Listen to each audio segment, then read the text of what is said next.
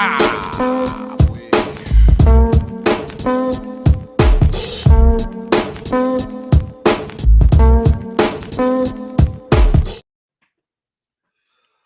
right, welcome back. Episode 98 of BrickShots with Billy and Antonio. Antonio is obviously taking a break right now. Chris, you doing okay? I'm doing good, man. Hell yeah. Antonio, what are you drinking on some tea? You in London this week? Yeah, I told you, man. I've became sophisticated since I've become sophisticated since. Wrong European country. He's a naysayer in Paris. Hey.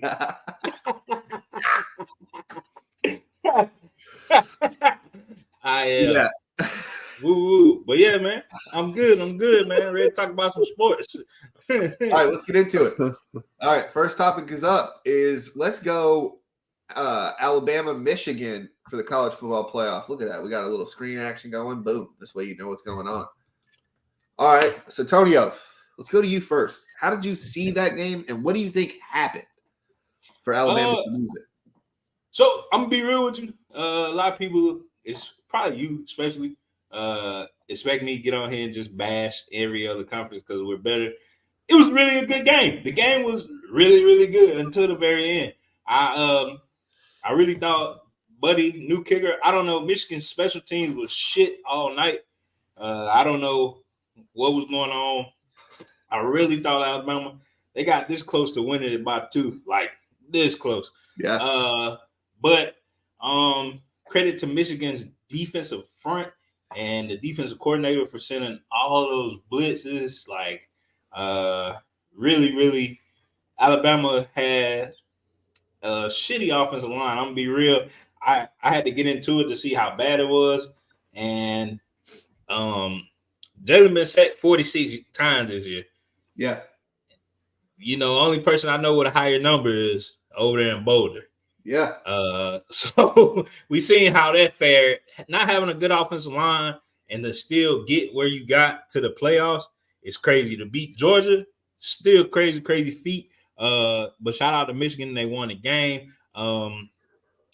Billy don't want me to, but I'm gonna blame it because you know I love it. I love it down there in them trenches. Alabama lost the game in the trenches. You can't play quarterback. You can't run the ball. You can't do nothing if your offensive line is giving you nothing to work with. And not the whole offensive line because the left side of the offensive line was getting off all night. When they went that way, when they went to the left, running backs, Jalen, everybody's breaking. Now that right side of the line, including the center hit the transfer portal today because he know, like Nick probably told him, you're done. Like I told y'all in the group chat, Buddy will be lucky to make it out of Tuscaloosa tonight. But I see that he hit the draft, so he made it out of Tuscaloosa. But I gotta it was the offensive line. Gotta give credit to Michigan for winning. Credit for Jim, right? Yeah. Jim. Yeah, I gotta give credit to Jim for being gutsy and going for it on 4th and 2 right there. That's what won the game. Honestly, after that 4th down call, did y'all think he was going to go for 2 after that touchdown instead of going to overtime? No, I didn't. I didn't think he would risk it like that. No. Everybody watched Dan Campbell this week, so you know. But we'll get there. I really, that was gutsy. I was really confused by Alabama's defense at times. Now they played really, really good until the end there, but getting confused in motions like that happened a lot, and every time that happened, it was big plays. Like, so yeah, Michigan did that thing. They won. I don't think they dominated the game. Blake Corum had himself a game at the end of the game or in overtime, but for 3 quarters, they bottled him up. Dylan Edwards didn't come back in the game, I don't think. He didn't. I mean, Donovan Edwards didn't come back in the game. He had like 4 yards. No, he had 4 carries for 11 yards. Terrible. So yeah, I don't know, man. It was a great game. Offensively, JJ McCarthy, everybody's still giving him praise for 3 touchdowns. But he obviously obviously pulled the Cam Newton game manager situation and game managed the shit out of that. But if you can game manage and win, that's literally what you're supposed to do. Yep. He did. But he'll be the worst of the two quarterbacks in this final by far. But Michigan played the game. So yeah. Chris, how did you see the game? Was that the best game of the year, or was it because it was a CFP semi? I mean, I think we had this conversation on some other show within the last month or two about what we thought was the best game, and it's like the most recent ones are the easiest ones to remember because you remember them a lot more clearly than, say, Washington and Oregon a month ago. Because I don't know. I don't know if that's the best game we've seen. Bill. I don't know. I ain't saying that. I got a surprise when it's my turn. I ain't saying that, but I got a couple candidates that could be better. Like Chris just said, Washington, Oregon was an amazing game. Yeah. Both of them. Yeah, like amazing game. I know you're gonna say I'm being biased, but that shootout in Vaught Hemingway was an amazing game. Ole Miss, LSU, that was an amazing game to watch. Like, who the fuck's gonna win this game? There's a couple games that were like, this is real good college football. I'm gonna let Chris go. Let Chris go. Yeah. I don't have a whole lot to add to it. It seemed like a real good defensive game for the most part. I felt like Michigan made plays when they had to make the plays, and Alabama didn't when they really needed to make the plays. To me, Michigan should have been up a lot sooner if it wasn't for kicking problems that they had. Their kicker was fucking terrible. Yeah. Corum had two really nice plays that past JJ. I think it was to Corum. JJ hit him across the middle, and he ran all the way down the sideline, almost scored there. And then that I think it was an 18-yard run in the overtime to get that touchdown. And then JJ had one of the best passes I've ever seen, where it was I think it was a trick play of some sort, like he threw it to the receiver or something to the right, and like a reverse flicker thing. Yeah, like lateraled it back to him across the field, and he's running backwards. Throws off his back foot while he's going backwards, gets fucking drilled while he's letting it go. And it's on the money, straight to the fucking receiver. Just beautiful pass. Absolutely love that pass. I mean, I can't really add a whole lot of analysis because I don't know the players or who's supposed to be good and who's supposed to be bad. Like, I know Corum and McCarthy because those are two guys that we've talked about on this show quite a bit. Yeah. I mean, it was a great fucking game from start to finish, man. It was really fun to watch. I think between that and the Texas game, like, if all college football games were like this and not 60-3 blowouts on a weekly fucking basis, I would be much more of a college football fan than I am. You should give it a try, Chris. Dude, I'm telling you, just watch the games you know are going to be good. Don't watch, like, obviously you're not going to watch blowout games. No one, even a diehard college football fan, I think for the most part doesn't watch those games. Let me hear it, Billy. So here's how I saw the game. It was the second best game of the season, right? A lot of people are already saying it's the best game just because it was in the playoff semis, right? Like we've seen nothing but blowouts, at least for a 1 and 4 seed or even a 2 and 3 seed where Cincinnati got blown out. Then you see the national championship, TCU gets blown out. This was the best 4 teams. If you want to say it without Georgia, I guess that kind of sucks. But this is exactly what we want to do. These 4 teams. Now, when it changes to the 12 team, I'm kind of still. I've been down on it the whole time. Same thing, Chris. But if you look at JJ's numbers, 17 for 27 for 221 yards and 3 tugs, right? If you look at Jalen Milroe's stat line, it's 16 of 23, which isn't bad if you look at it that way. But then when he only has 116 yards, doesn't look great.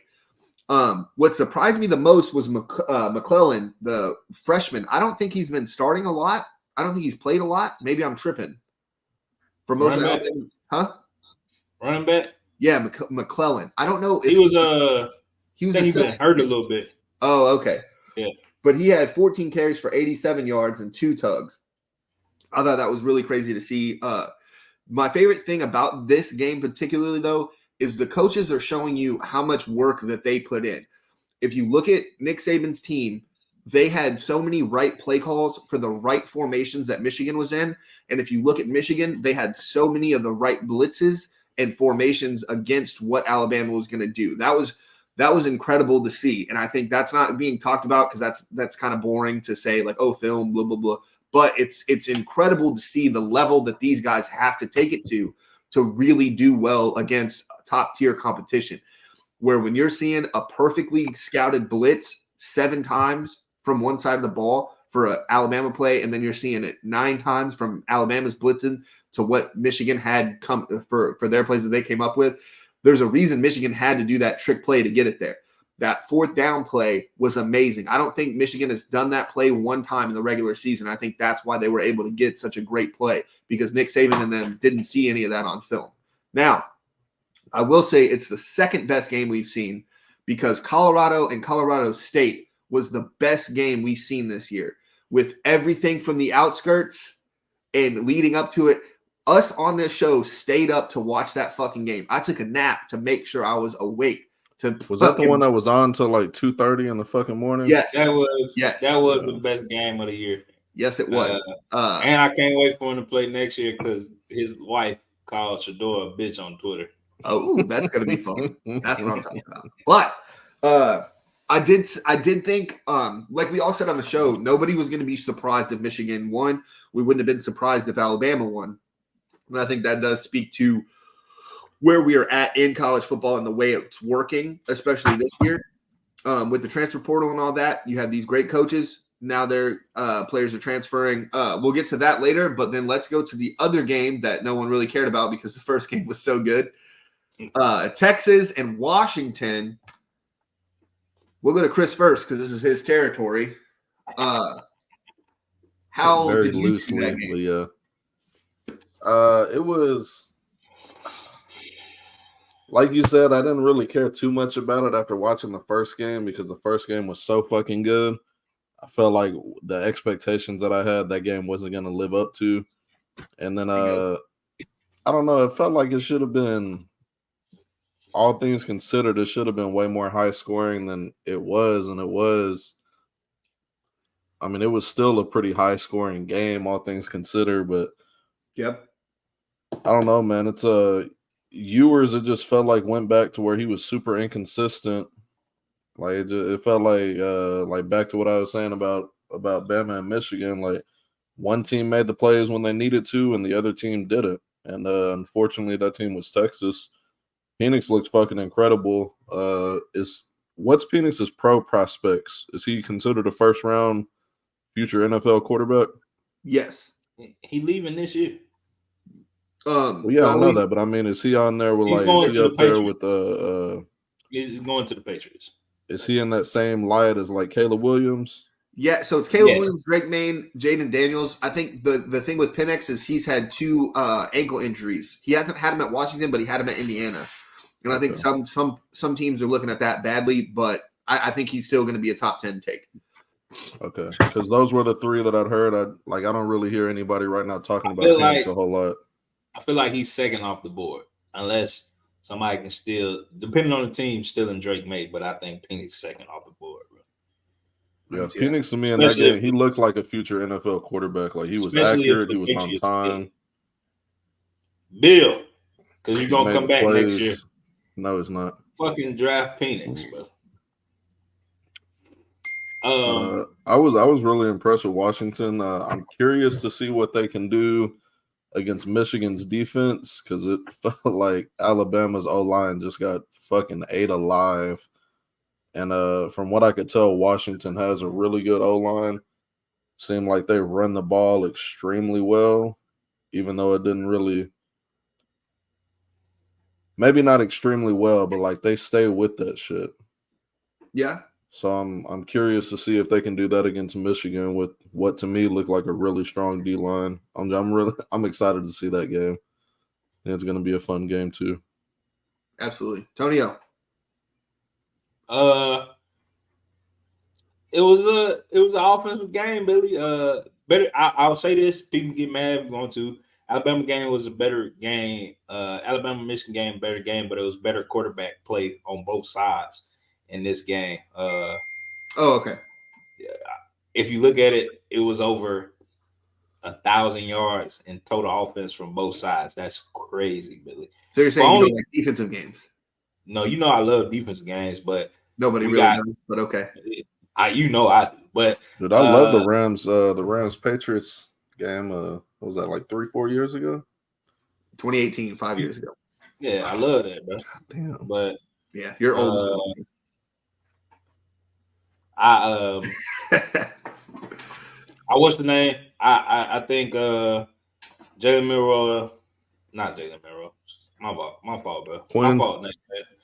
My fault, Naysayer.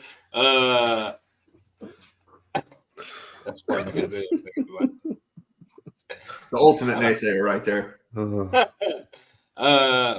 I thought it was gonna be a blowout at one point. I was like, I seen it, Michael. They scored what first jump 77-yard pass. I'm just like, oh shit, like, it's about to get ugly. But then Texas just came, and to Chris's point about running, he's talking about Washington running, but Texas ran for 180 yards on fucking Washington's defense. And to your point, Billy, Washington does have a really good defense. Their offense is just so good. You putting up 500 yards of offense a game, like it's just hard to just say, all right, well, these people ain't gonna score shit because they are. And I like to look forward. The big plays that defense is out there all the fucking time, so they're tired too, you know. So looking forward to the Michigan thing, as Chris was saying. Washington offensive line gave up 11 sacks this year versus Alabama's 46. So yeah, you know. What do you think that game looks like, Tonio? I got Washington, bro. I'm going with anybody to shout out their hood and say free somebody is the realest naysayer that the game has ever seen. And that's what he did. Like, that was bro cool was real with it. Yeah, it's cool. He shot out Tampa. Then he shot out at homeboy in jail and said free him. I want him to win. Yeah, I really just want him to win. I don't. But if Michigan's, because their cornerbacks are shaky, I ain't gonna lie. And this is one of their cornerbacks is shaky. Okay. Will Johnson is not shaky, but he is a little shaky because when he played Ohio State, Marvin Harrison did him so bad he got hurt for the second half. So we ain't gonna act like that didn't happen. But this is gonna be the best wide receiver room they've seen all year. Like Alabama, we got to stop acting like Jalen Milroe had the luxuries that his predecessors had. He did not. No, he did not. He didn't have an All-American offensive line. He didn't have Heisman winning wide receivers. I'm not going to discredit the running back because, like I said, I don't think he even played Ole Miss. So I don't remember seeing him, but he had an amazing game. Alabama going to keep a running back. They're going to keep a running back, but shit, running behind the trash offensive line, all them yards was him. Like all them yards was him. So, this wide receiver room that they're gonna see, Chris, in Washington, this offensive line that they're gonna see, it's probably gonna be the best they have seen since they played. Well, Ohio State got one wide receiver, two. D1. Emeka Buka is gonna. Oh yeah. I forgot about him, but Washington whole wide receiver room is crazy.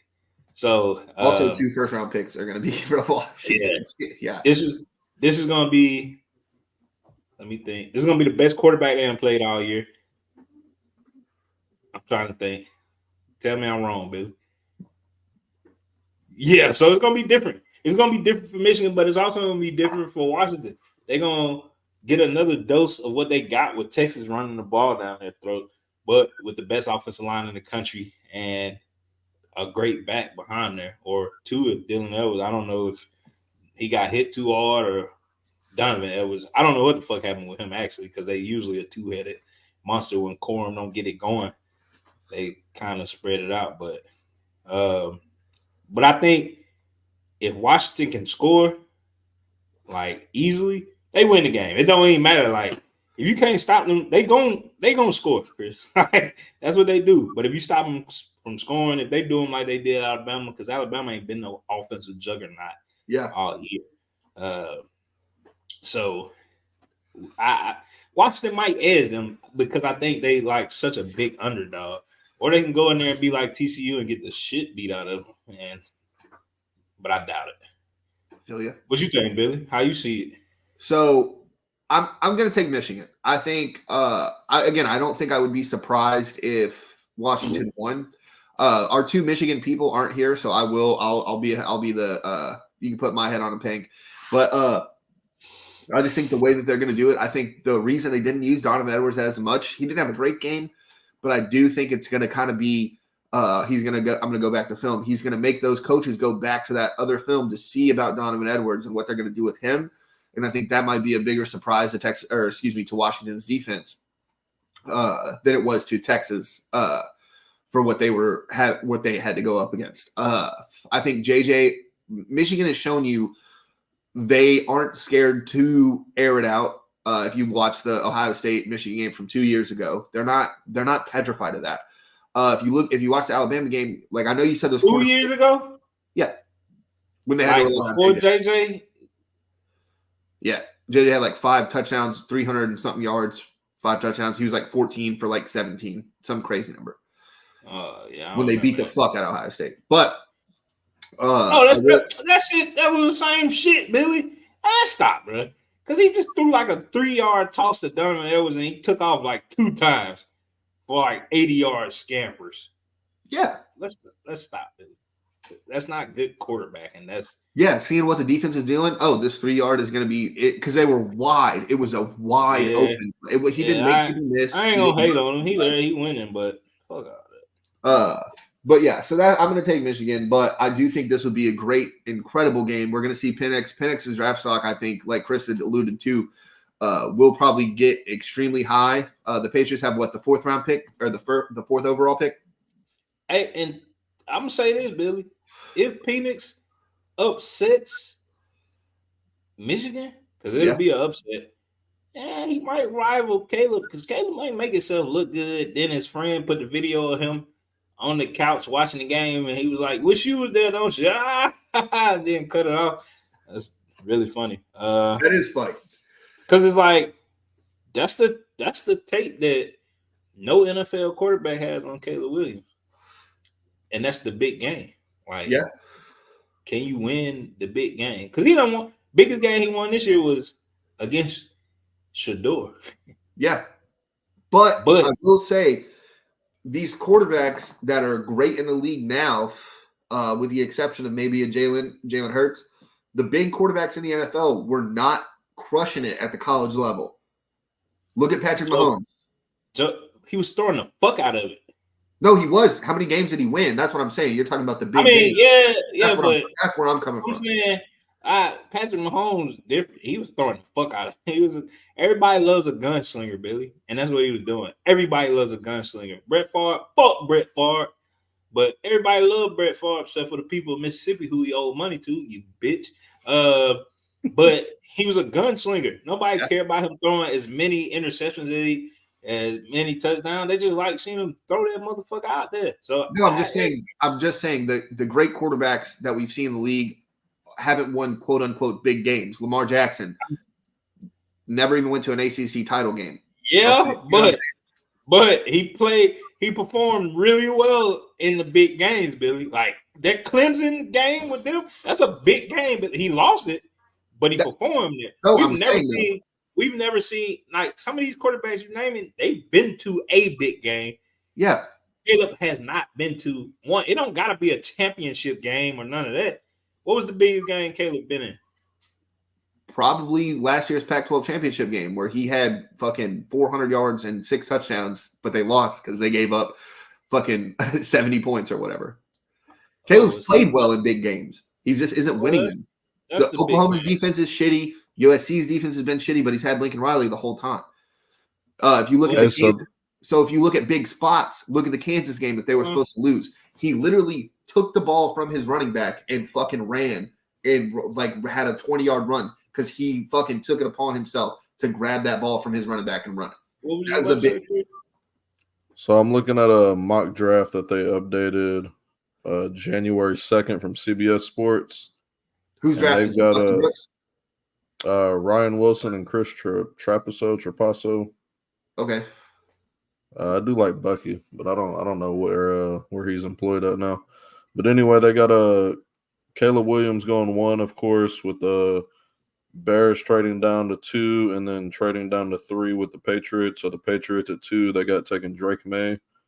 And they got both these guys going 1 and 2, Caleb and Drake, just to different teams based on trades. The other guy has Jaden Daniels going 3 to the Patriots. Yeah. Fuck no. No. So look. So Chris, so Antonio, here's the thing. I do think Penix is a pocket passer. He is not mobile in the slightest. He's not. Nah. But they got Penix going 11 to Oakland, which, given Oakland's history of taking Heisman caliber players that do good shit in college, that checks out. But I think he's gonna go there to die. So that's where my point comes in. I think the NFL, but going there and having Devontae Adams to die with ain't really that bad either, though. Nope. Devontae's got maybe 2 more years left, though. I'll take it. So look, the new quarterback of what people are gonna draft is a Lamar Jackson. I'm not mad at that. I just still don't. I'm until Bill get out of there completely, because let's say Chris is right and Bill gets fired as a coach, he's still the GM. He'll be traded. He'll be traded because he's signed until next year. Yeah. So, even if you don't like him like I do, he's still valuable on the market. Who? Somebody's gonna want Bill. Oh yeah, Bill Belichick. That's my fucking my coach, man. But I'm just saying he's not going nowhere. And that's what's gonna bring me to this, Billy. Bill is as stubborn as Nick. You see how long it took Nick to shit. Nick had Jalen. Jalen went 24-2. He still replaced him. 24-2, Billy. But so, do you think if Tua didn't win that national championship, I don't think he replaces Jalen. I think if Tua loses, Jalen goes back to the starting role. I mean, I thought that until Jalen came back and did the same shit in reverse. In the SEC championship, in the SEC championship, and then I'm like, all right, well, to have a chance in hell against this great Clemson team, Jalen gonna start.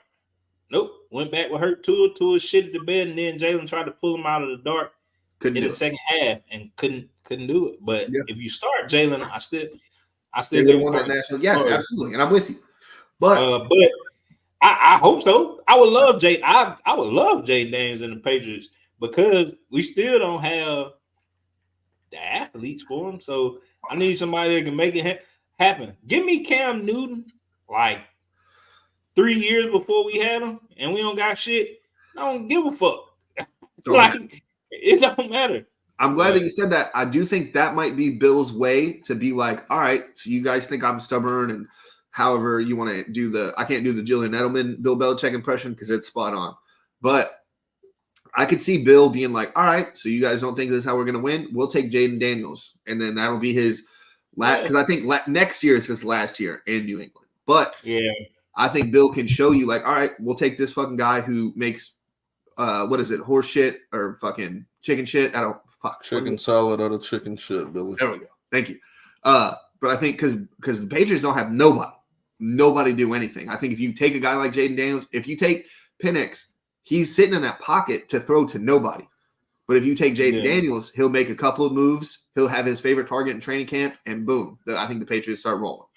Yeah, because our tight ends don't suck. I ain't going to say our tight ends suck. They goofy and can't gritty for shit, but they don't suck.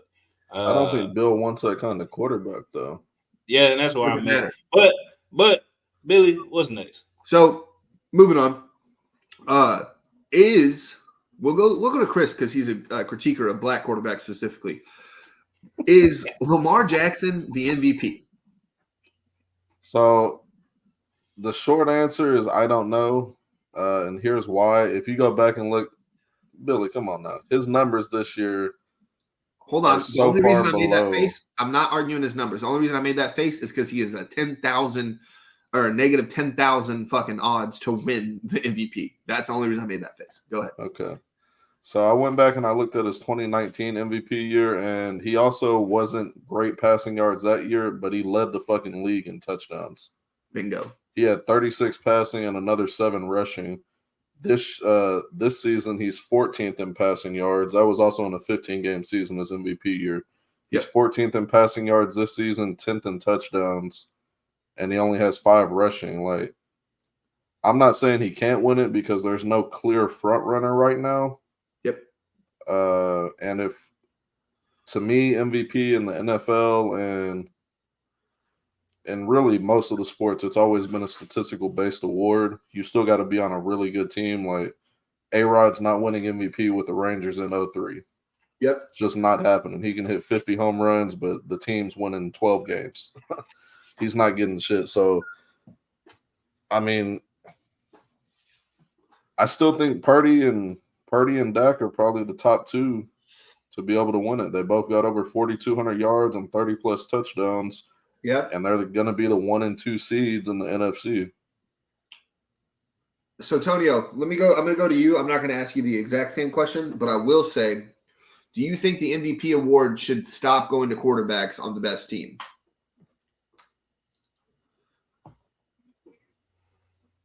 Yes. Yeah. That was a hard answer, was it? Yeah. All right. I think we should look outside of quarterbacks in general. Aaron Rodgers shouldn't have as many MVPs as he does because he don't win shit. Well, it's a regular season award, though. I don't give a fuck. He don't win in the regular season either. That's why he ain't never the number 1 seed. He's dominant in the regular always season. The number 1 seed. He's literally been the number 1 seed more than any other NFC quarterback was when he was with the Packers than any other NFC quarterback. Nope. What? I just don't want you to be right, so I said nope. All right, that's how that works. But okay, exactly. So is it really going to be Christian McCaffrey? Is that the MVP? Fuck no. Is it going to be Tyreek? I mean, McCaffrey might not even finish with 1,600 yards rushing. Like, that would be – he's above and, like, far above and beyond better than the next best back in the league. But I don't – Tyreek's got 1,700 yards in 15 games. Like, but look what Tua did when he was out. Tua still threw it to Jalen Waddle, and the Miami offense didn't skip a fucking beat. Yeah. Bro, I don't – Jalen but CD's right there with Reek, too. He's only got like 70 less yards than Reek does and 2 less tubs. Well, that means a lot. So he's not running away with it either. Well, let me say this, Billy. Adrian Peterson was the last running back to win MVP. That was what, like an 1,800, 1,900 yard season? No. It was a 2,097 yard season. Yeah. Fast forward to Derrick Henry when he got 2,000 yards, and they gave that shit to Aaron Rodgers. Yep. I don't give a fuck about CMC. Oh, well, Debo do the same shit. So, like, bro, Debo is just as effective on that team as CSC is. We can argue that later. And Debo wear black Air Force One, so he'll beat the shit out of Jesus Christ, I didn't know that. Yeah. Give him the award right now. He probably beat the shit out of Roger Goodell. Ain't no probably, I know he would. So Roger Goodell's fucking old. Okay, take it easy. Give me Roger at like 26. Maybe he has something going on. You don't know Roger. Yeah. Cocaine. Hey, hell of a drug, I've heard. Maybe, yeah. But no, Chris, I don't want to hear CMC and no fucking MVP talk. It's nice, but dog, like I told you, like we said early on this show, run him back. What does that mean, Chris? You got to run the ball. Got to catch it. 2,000 yards. He's 400 yards away. He's not going to catch it. Like, I don't care what he do. 550 yards away. Yeah. Not going to do it. If Derrick didn't win it, and Derrick was literally more. Derrick Henry should have won the MVP that year. I will say Derrick Henry was the Titans. Not even just, not like, because if CMC get hurt, now I got Debo. But didn't they lose their first game too to the Bengals? In the playoffs? Right. Yeah, because Derrick Henry was hurt, I think. No. Derrick Henry still had like 120 yards or something like that. I don't know. Don't matter. because Chris says regular season, but here's the thing, Billy. Antonio. It's Lamar Jackson. Like, it's clear-cut Lamar Jackson. But I'm still doing all this shit with no clear number one. Your boy over there in Dallas got a number one, Chris. That dude in Miami picked a number one over there. Like, he got Tyreek, he got Jalen Waddle, he got so much offense over there, just like in fucking San Francisco. The best player in San Francisco, because without this guy, they lost the most games, is Trent Williams. So you want to give to somebody other than that, get to a fucking lineman. Let's do some shit we ain't never done before. I respect that more. But when he was out, Buddy couldn't focus because he was getting his ass smacked around.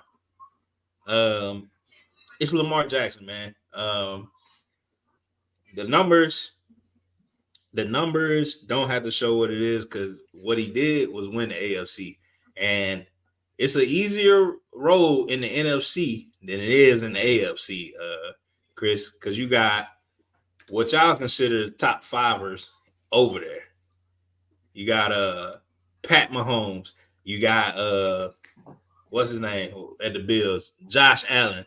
You got Tua. You got all these motherfucking quarterbacks over here, all these good ass teams.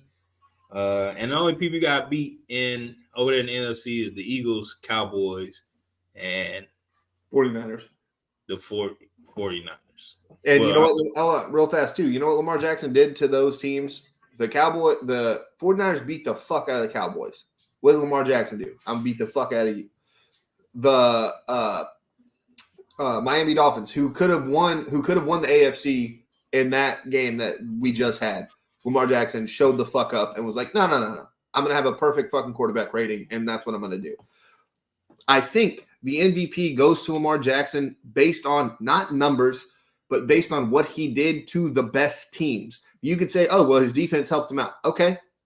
He still had to fucking throw the ball, throw touchdowns, get a perfect passer rating. He still had to do those things.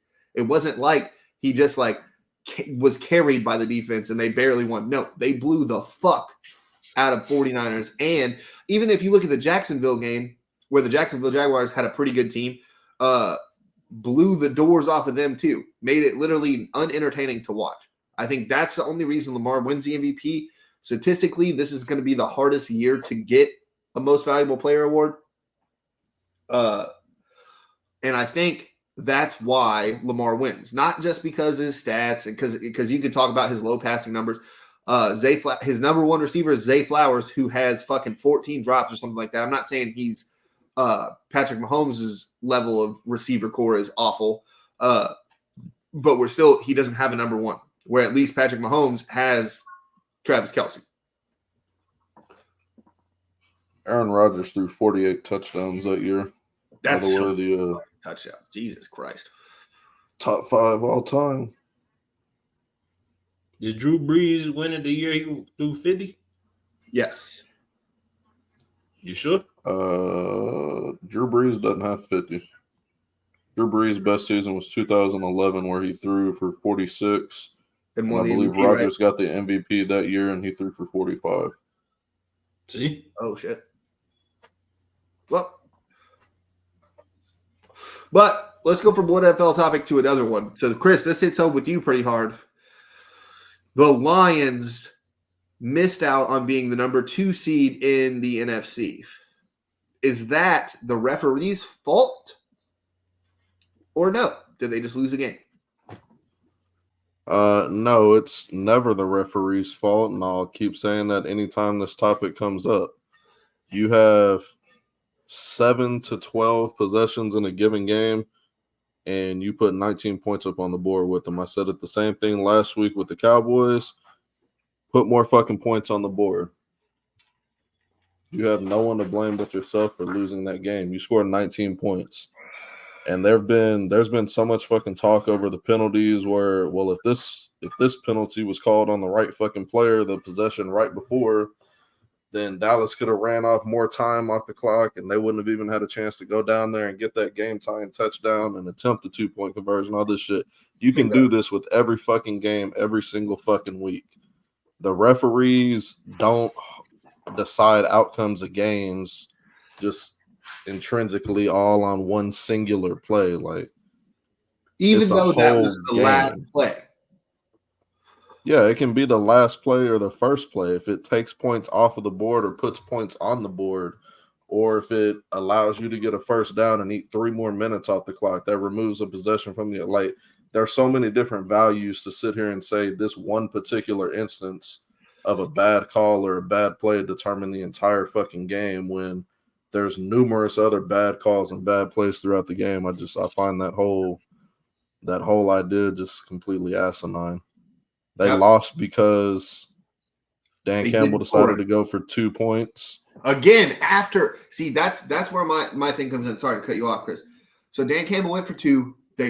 A bad call, and that's the thing, dude. You could say it's a bad call. That's not the reason they lost. I didn't mind it the first time, but when you get pushed back to the 7 and you attempt it again, just kick dude, that. You only have so many plays going into a week. You already pulled out your best fucking must-have it. Got to get this fucking play. Yeah, and you fucked it up. Go into fucking overtime and take your shot there. Like, just to me, if you want to blame anybody, blame Dan Campbell. But that's the way that he coaches his team. That he's an aggressive coach. That's what he does. It works out for him. So, I don't want to shit on him too hard for that. But I mean, again, you have all these other possessions in the game. You only put up 19 points. It's your own fucking fault. You should have put up more points when you had the other opportunities. Yep, we've seen the Cowboys get blown out numerous times. You should have been one of the teams to fucking blow them out. Tonio, so do me a favor though. In a couple weeks, we will have a ref bashing episode. This is not the show that bashes refs. We've said that 100 times. Now we will get to it though at the end of the season. Is that a fair compromise? Yeah. Hey, I also want to say before Tonio starts, Jared Goff gave him a 3-0 lead to start out the game. The defense should have held him. It's the defense's fucking fault if we want to blame anybody. Goff did his job. He got him the lead. Bingo. Yes, Chris, you're exactly right. Stupid ass fucking argument. The fucking game is played with 3 facets of the game, and that's offense, defense, and special teams. That's why the NFL is king in regards to that. What's the average points per game then? That should be the bare minimum of what we expect a competent offense to get to is the fucking average. No. If this is the baseline and you're here, you're below the fucking baseline. Whatever you say. Similarly, if this is the baseline and your defense holds them here, then they're better than the fucking average. Like, no, I don't care about averages. I don't care about any of that. The reason, let me quote this actually. You play to win the game, not to be more average, not to give up less points than the average or to get more points than the average. I don't give a fuck. You play to win the game. Go ahead. Go ahead and let Tonio go because we're going to get way off. Average points per game is 21.7 per front of the team. Is that really? If Detroit would have scored 21.7, they would have won the fucking game. Bingo. But Jared Goff didn't do his fucking job. Well, I'm gonna as a fan of a team that got numerous amount of cases put on them. I know when somebody makes the call, I ain't gonna blame the refs. I'm gonna blame Jerry Jones. Jerry Jones made the phone call down to the referees, and if you in Jerry's place on Jerry's night where you put in Jimmy Johnson, you can't ruin that shit.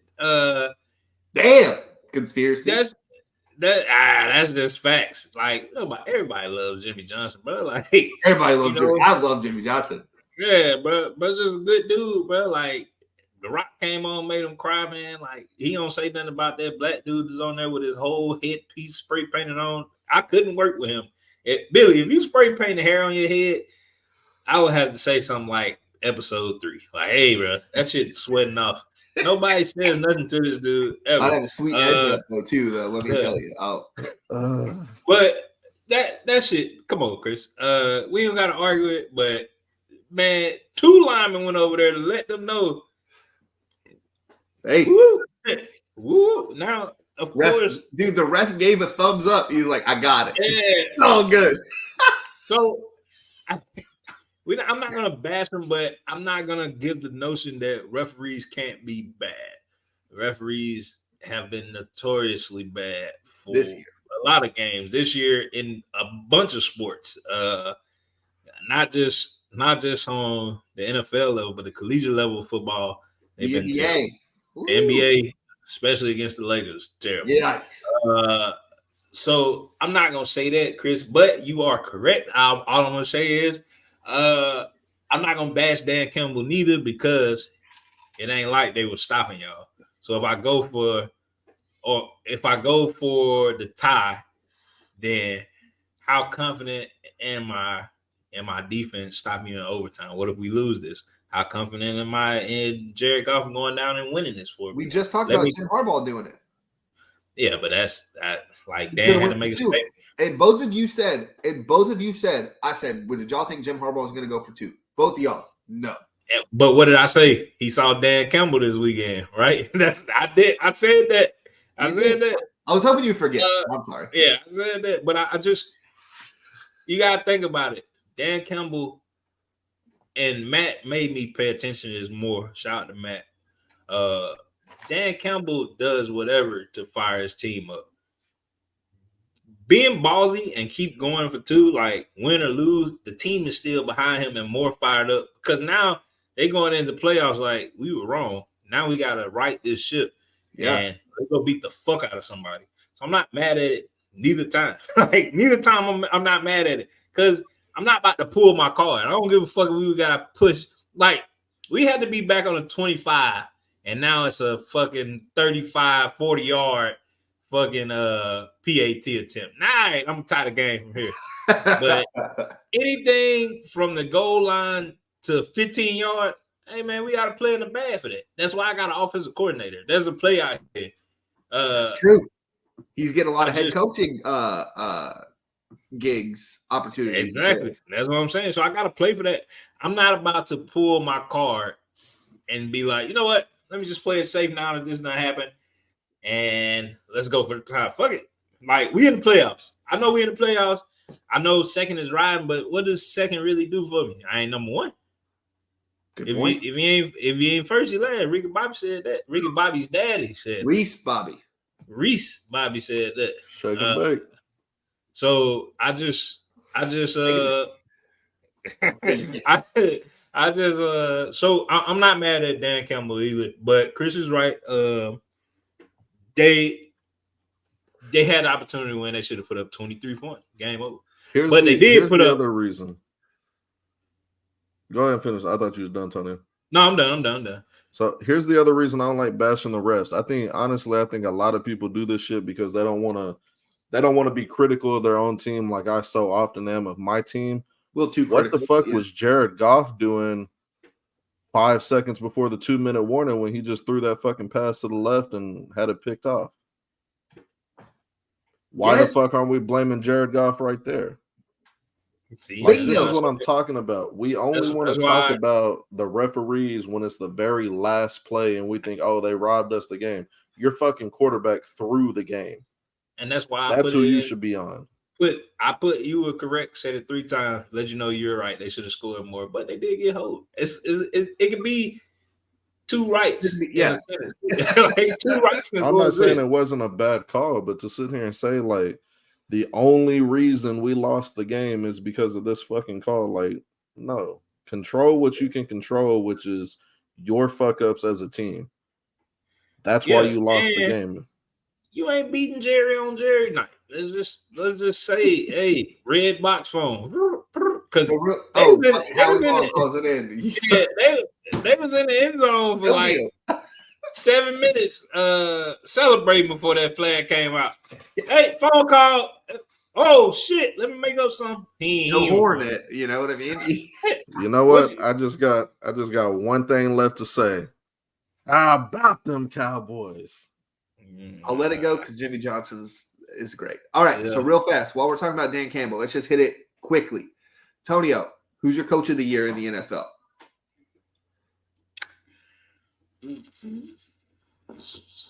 While you're thinking, let me just throw it out there.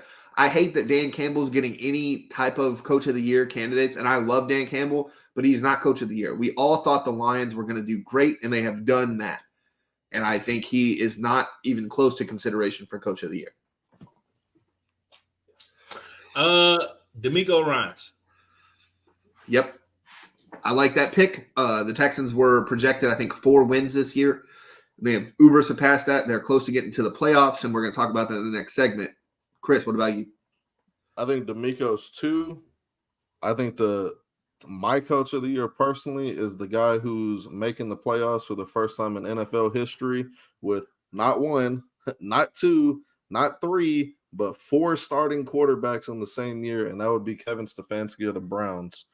He's got that team 11-5, calling Joe Flacco off his fucking couch, drinking beer, eating potato chips, content. Flying coach to Cleveland. Retired. Yeah, and then you put this big fucking 6'5" bastard on a plane just to get in there, and he's starting like 2-3 days later. Like that, to me, that's the coach of the year. Who you got, Billy? I also have Kevin Stefanski. I hated the way Baker got done in Cleveland. Your whole fucking right side of your body was injured, and Kevin Stefanski's like, hey, just go out there and throw 56 balls. I don't like that move, but this year it's hard to deny.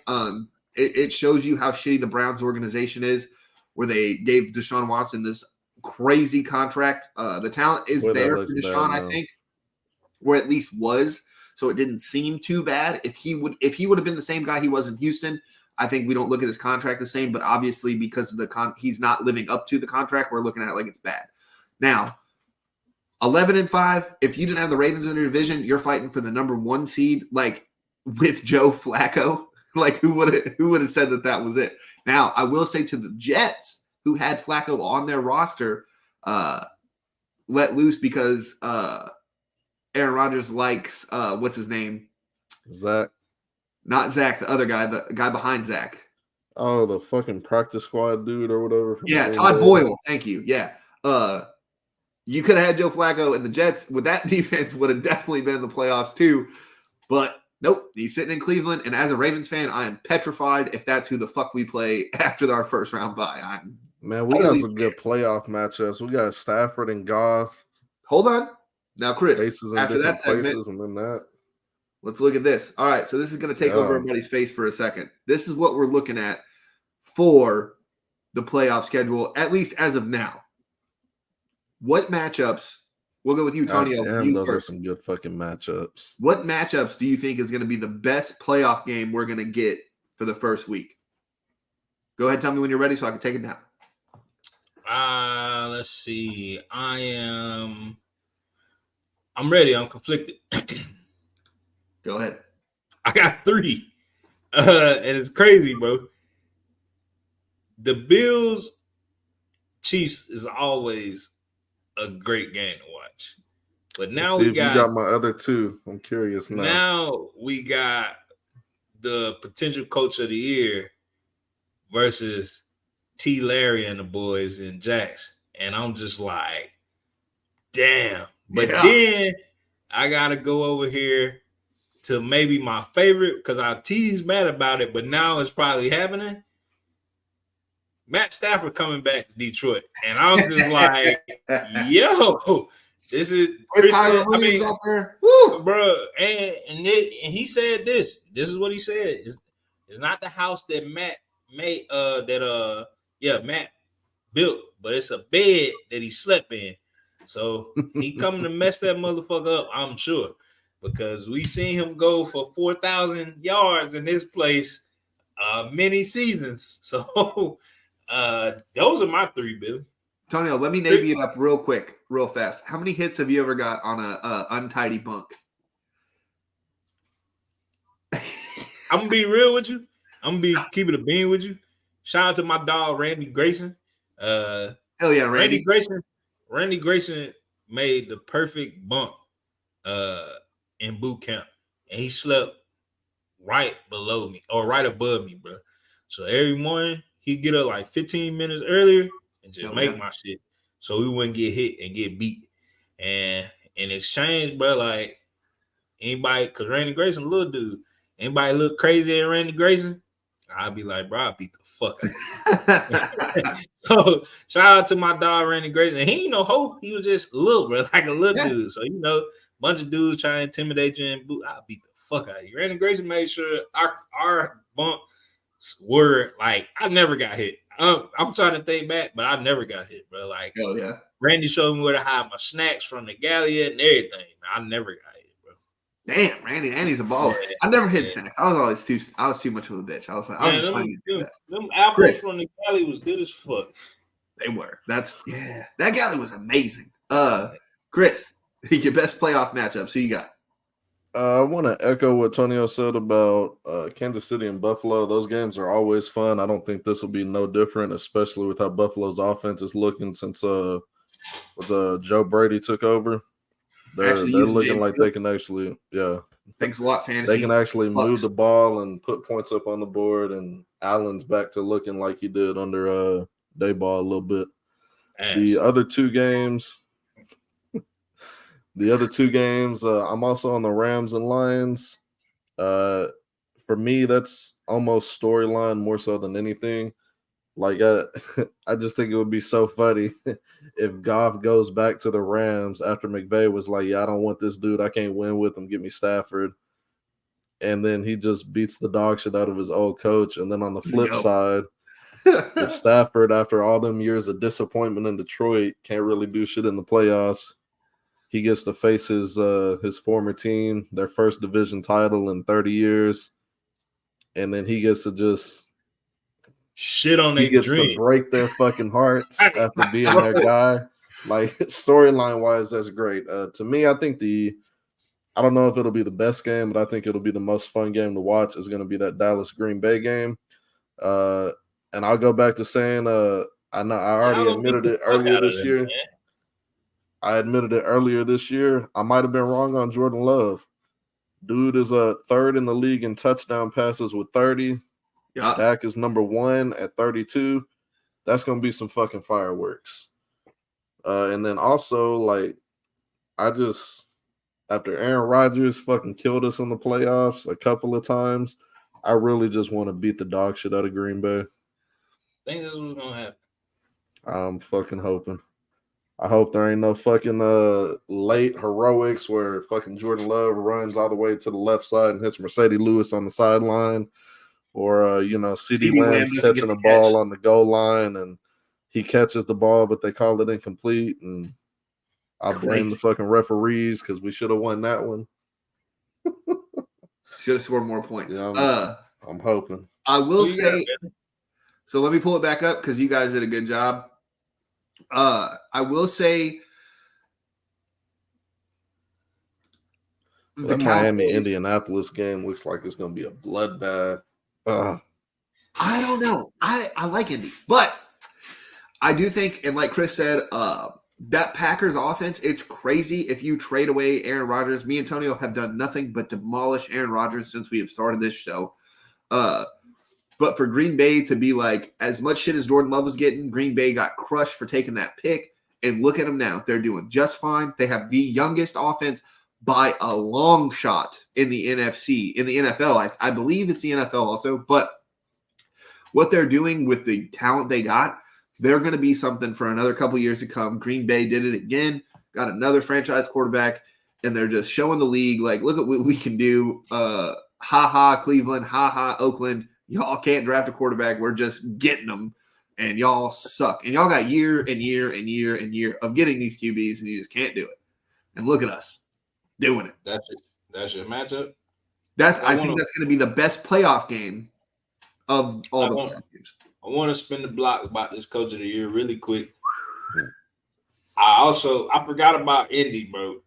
That dude did Shane Steichen. No Jonathan Taylor for a while.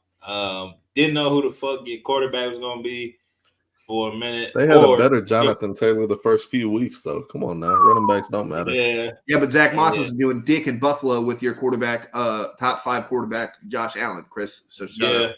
You don't have Quentin Nelson. Still ain't got a good offensive line. But they out here just winning in the playoffs. They beat the Ravens, the best team in the NFL. Yeah. And then I want to go to your team, Billy. Jim could potentially win Coach of the Year. I know we don't go off. I mean, John. I knew I was gonna fuck that one up. I got it right the first time. Yeah. Shout out to Jim and John, and their father looks exactly like both of them. I thought that was I thought that was just one of them in a fucking hat and some glasses with makeup on. Like, fucking, they sounded like they're wrong genes in the Harbaugh family. Yeah, bro. But Ravens, number 2 in points per game, number 1 in points allowed. Got the MVP, I'm sure. Overcame Mark Andrews being out, Lamar's favorite target. Marlon Humphreys was hurt beginning of the year a little bit. Odell hurt. Ronnie Stanley seems like he's injured all the fucking time too. Yeah, we play him on every other offensive series. Yeah, Keaton Mitchell out. Like, it's just a lot. JK goes down. Yeah, JK. What running back got injured this year for y'all? Yeah, all of them. And we leave the NFL rushing. Everything's cool. Yeah. It's crazy. And then he just adapted and was like, all right, cool. Gave you a bit of Isaiah Likely last year. Now I'm going to show you, he going to be a problem. Hey, go out here and catch two one-hand touchdowns on the Dolphins and just gangsterly. Like, and let me go out there real fast. Our third string tight end, Charlie Colcar, caught a TD from Snoop Huntley. Just throwing it out there. And he just got linebacker from Tampa Bay or from Chicago. Roquan Smith, and that defense is looking like they just gelled. The team gelled. It was that cool laid back. They got fucking the GOAT kicker taking pictures like this and shit, like with an imaginary grill, bro. Like, he could win it, bro, because he got the best team in the league and he got them gelling, like they humming, and now they just threatening people. Yeah, you got to come to the bank. Do we think? Crazy. Okay, so I'm glad you brought that up real quick. We can I'm going to go off a little bit. Excuse me. Do we think the Ravens are making a mistake sitting Lamar because we saw what happened in 2019, all that rust, or do you think it's a good call to sit Lamar, Antonio?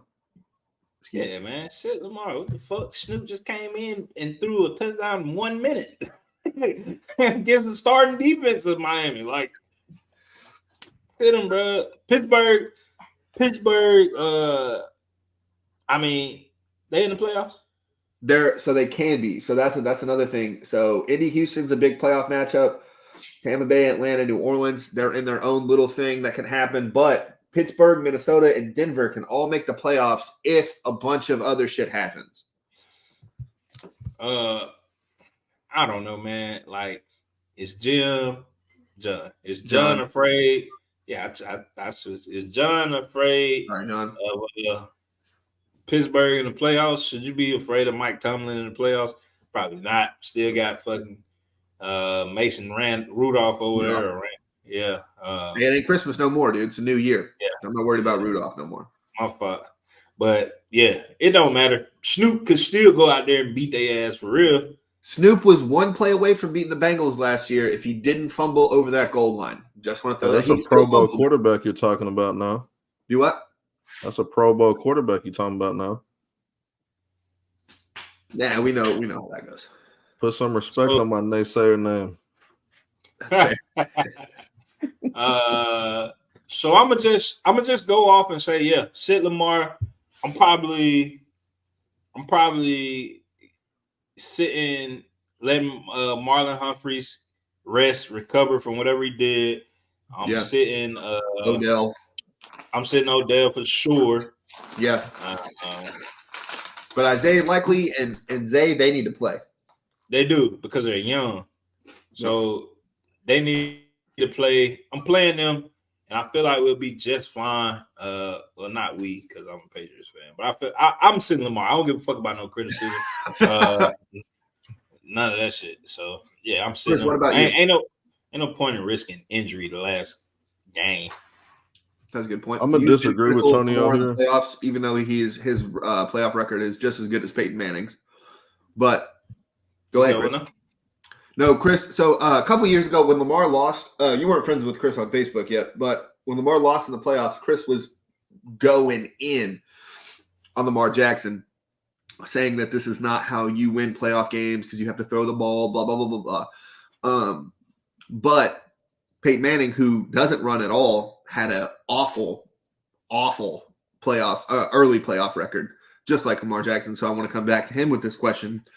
Is it a bad idea to sit Lamar? Well, Lamar's not playing Tom Brady in his prime in the playoffs every year. So was Peyton Manning doing that early in his career? Help.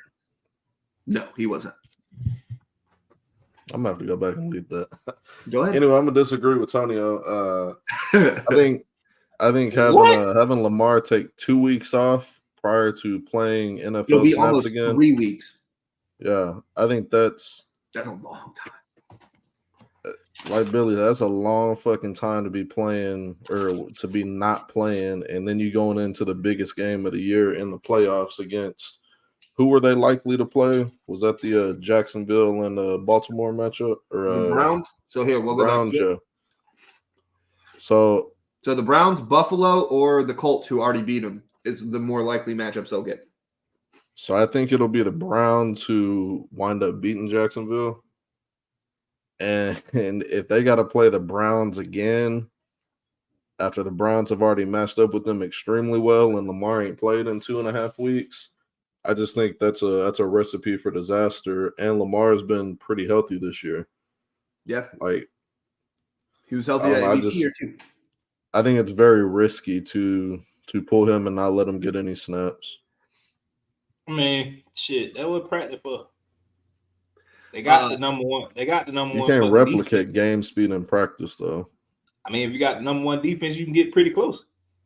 That's true. I will say I do think it is a mistake. I say maybe let him play a series, see how it goes out. Yeah, but think about it. Think about it, Billy. Think about the competitor Lamar is.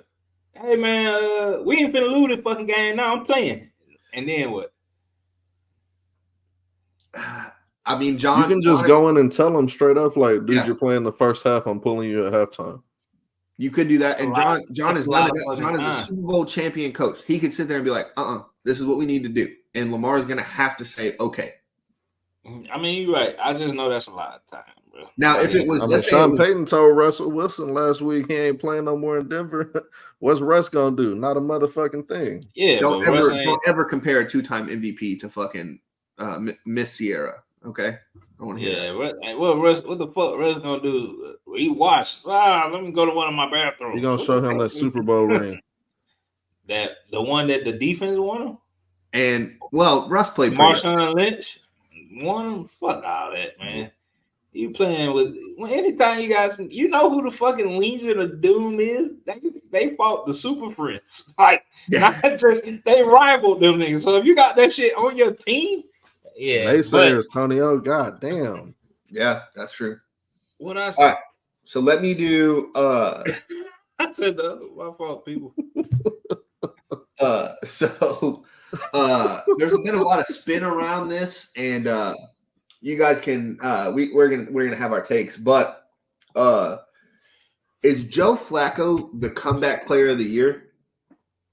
And I ain't fucking DeMar Hamlin, who only played 3 seconds in a game. God damn, I'm glad somebody finally fucking sees it my way on this. I mean, I'm just asking the question. Granted, he died on the field. That's some traumatic shit to see. I'm glad that he's here alive, but he sucked. Like, he sucked, bro. There's no other way around it, bro. Like, exactly. Let's not say sucks. Maybe this year he's not playing well. Last year he was all right, right? Bro, sucked. He started. I don't give a fuck. Their defense was ass. Once Buddy got hurt, defense is getting exposed left and right. Once Von Miller got hurt, the whole defense was iffy, including him. So, bro, suck. Why he ain't come back to starting this year, Billy? He fully healthy. They were scared he was gonna do it again. Hell, hey. I will say, if I was DeMar, I'd be a little scared. I would be a little scared. Quit. Yeah, that's easy. Like, hey, bro, it was a traumatic experience. Nobody in the fucking world would judge him, Billy, for quitting because he literally died. Hey, look, I step away from the game. I love it, but I ain't trying to risk my life. I got my family. And I think his legacy would be incredible if he were to quit last year or this. But year. now he back and he only played like 3 snaps for real. Baby. That means you suck.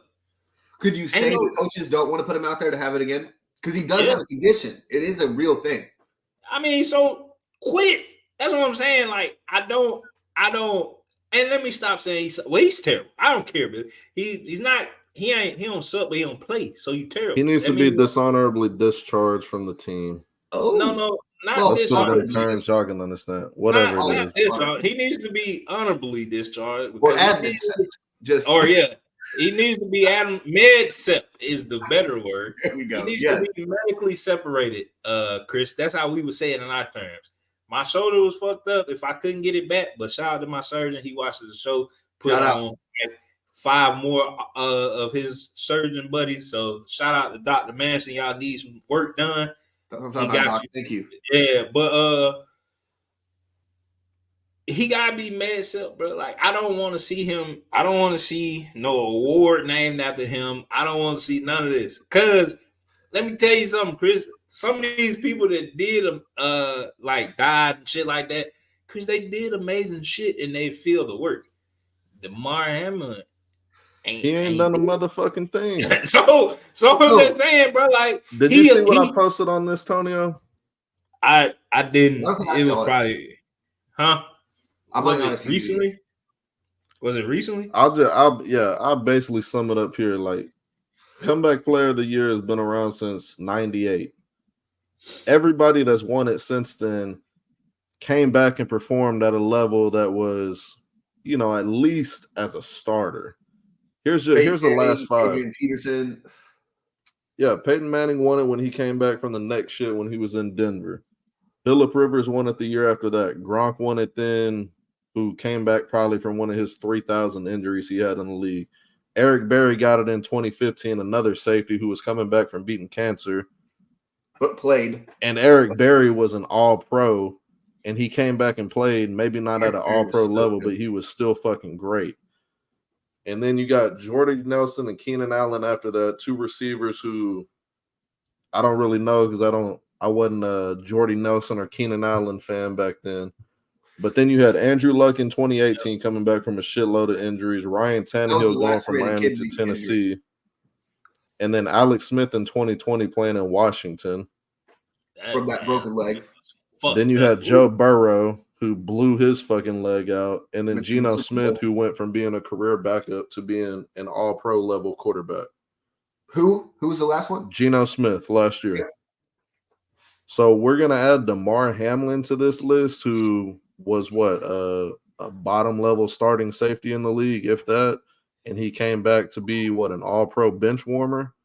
What is he doing? Going and grabbing the starters' water when they come off the fucking field? Like, why are we going to give this dude an award when he hasn't done fuck all to get the award?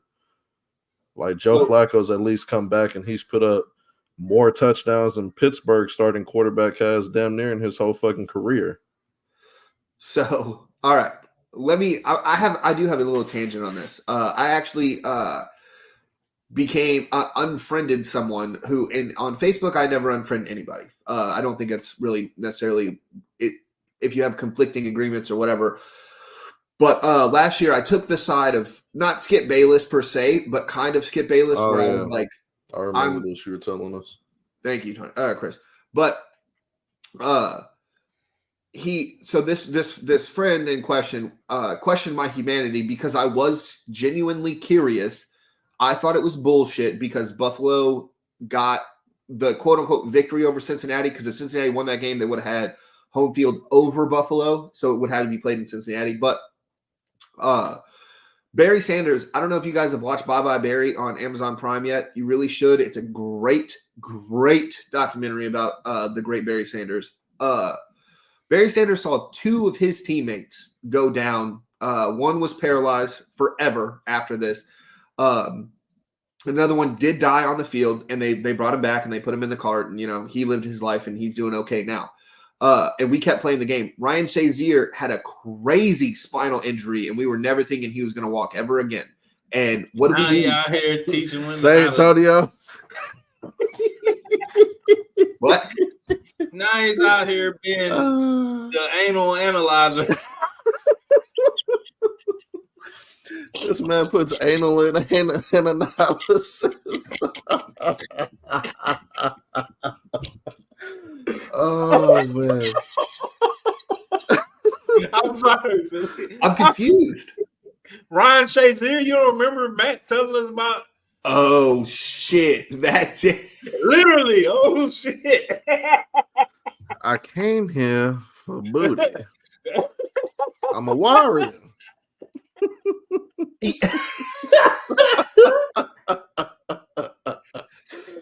Oh shit. Just to kind of make my point. After that, move on to Anquan Bolden when he was knocked the fuck out in the end zone. I think while he was with Baltimore. That's just skip past Shazier. Go to Bolden. No, we won that game. I don't think I even gave a fuck if that sounds heartless or whatever. But no, I think we just won the game and I didn't care. But we literally didn't play the rest of the game because it was quote unquote too hard on the players who had to see their friend go down or whatever. But if Tonio tore his ACL or something bad happened to him on the court, we're going to finish whatever game that was after Tonio bounces. You know, it's going to take a second to get to the hospital. He's going to go get some tests done. I'm not going to go sit over there while he's getting tests done. I'm going to go after the game, and I'm going to tell him that we won the game. And exactly that. I mean, and I get it, Billy. Go ahead. You still my fault. No, I was just going to say, but we have preached this super soft, let's care about the guy, when there are way, way bigger implications than just this one guy. And if it's me or if it's my son, God forbid anything ever happened to him, we need to keep fucking playing. We need to figure out what's going on. And the fact that DeMar Hamlin's even in consideration for this award is absolutely fucking asinine. If you said, let's name it after Alex Smith for what he did, I kind of was on that train 2 years ago. I was kind of on that train. I could see it being named after them. But name it after DeMar Hamlin because he just died we've had people literally die and never wake up from it. Did we name the comeback player of the world after them? No. And that's how Bennington won it twice. Give it to him. They didn't name it after him. I'm just sick of this. I don't want to be this old guy fucking, back in my day it was tougher or whatever, but we are way softer than we need to fucking be on this shit. And it's sad, honestly. It's so sad to a point where we need to respect him more because he came back from what? He's not coming back from nothing. He died and kind of is just a guy now. Who gives a fuck that he's still on an NFL roster? He gets cut if he didn't die. Who gives a shit? Yeah, because he this year played in 5 games, 2 tackles, 2 tackles is what it is. Goddamn, I'm 2 tackles away from being a comeback player of the year. So you got to do, Chris, 2 fucking tackles. helmet on me, man. Hey, just get a gang tackle. You make 4 gang tackles, bada boom, you're right there. Exactly. Just have Roquan hold up somebody and you just go over there and kind of lay down with them. I'm gonna do that one tackle where I just hang on to him and fall down before they ban it. All right, I got a couple of questions for Tonio. We've kind of done pretty good on this. Actually, before we go to the baseline, I'm going to kind of spring some stuff on you guys. The draft is coming up, right? We kind of hinted at some stuff, but let's do this. So the Bears at number 1, did they take Caleb Williams? Yes or no, Tonio? Nah, man, you gotta stick it out. You think they stick it out with Justin Fields? Bro, get an offensive line, bro. Trade up and get the best lineman in the draft. That's what you do, Justin bro. Fields has the 3rd longest time to throw the ball of any quarterback in the NFL. Yep, they're gonna switch. Okay. Yep. How much of that is due to his running ability buying time, though? That's a fair point. I don't have that exact number, but I know he has the 3rd longest to throw the ball. And the only and Lamar Jackson is number 1, so maybe there is some kind of skewed thing to this. Oh yeah, see now I'm back to it. They keep him, Billy. Okay, but do they take an offensive line here, or do they take Marvin Harrison number 1 overall? They probably take Marvin Harrison Jr. Chris, what about you? Do you think they got to move off from him? Because I know you hate him too, but he's played well. He's been well since he's done well since he came back. I think he's done enough to stay. You think he's? I personally wouldn't do it. I think he's earned it. I personally wouldn't do it just because you're about to have to pay him, and I would rather reset that clock with one of these elite quarterback talents that are in the draft. But that being said, if you really want to help him out and you really think he's the fucking guy, you trade down to the highest bidder, whoever wants Caleb Williams, and you get like 4 first-round picks. I don't think you get 4. I don't think, especially just to move up, I don't think you get that many. Am I tripping? For Caleb Williams, we're talking about a generational guy. But look, bad organizations do that. Washington did it with RG3. Washington might do it again this year. Okay. Just to move up one spot, you think? Because they got the number 2 pick. Tonio, where are they going with number 2? Drake May. Sam Howell. They like Sam Howell, but if this is a whole new coaching staff in Washington next season, then they gonna want their own quarterback. And you don't think it's weird that they go from Sam Howell to another North Carolina quarterback? That's the only reason I'm kind of iffy on it. I think that's really strange. Do you think Drake May is better than Sam Howell? Yes. Okay, it ain't that strange. Sam Howell didn't suck. He just didn't. He showed flashes of being really well this year, but Drake May is better. So I think because Eric Bieniemy though. You say Josh Allen sucks and Sam Howell is leading the entire league in interceptions with 3 more than Josh Allen.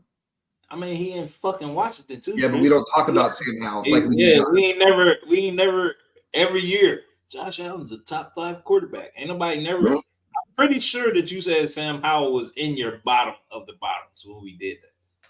Yeah. All right. So that's the Commanders. So they're taking Drake May. Chris, what do you think? Quarterback, preferably one that can run, because Sam Howell is also leading the entire league in sacks. Fair point. So why not take an offensive lineman here? Because Sam Howell is not the guy. Good point. Okay. All right. Number 3, New England Patriots. Tonio, who are you taking? If Jesus is available, that's what we need.